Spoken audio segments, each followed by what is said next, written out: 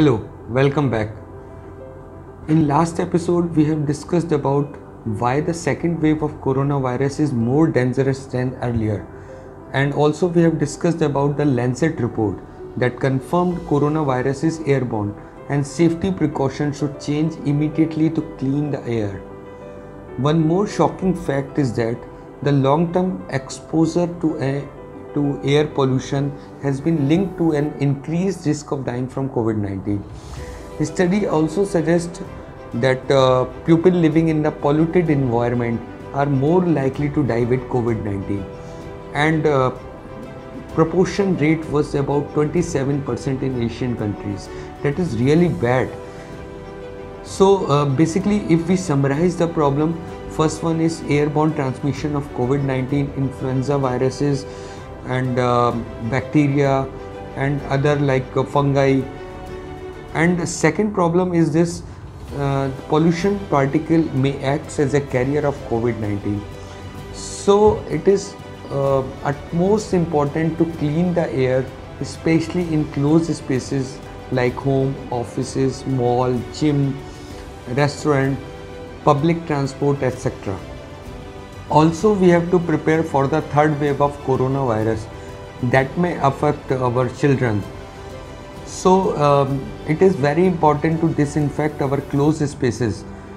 There is a common method for this cleaning and sanitization process, but that limits for the surfaces only.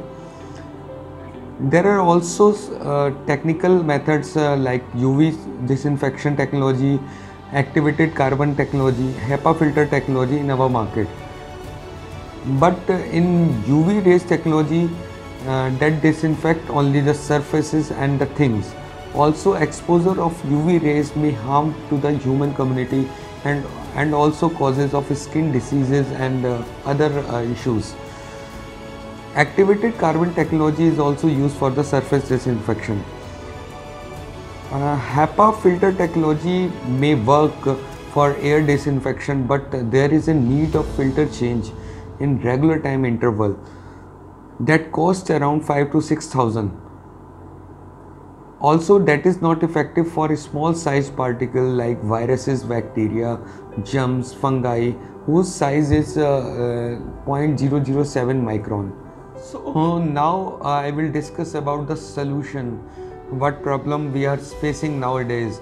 So there is a unique, very low cost and filterless technology that is effective on harmful viruses, bacteria, germs, fungi and other pollutant particles.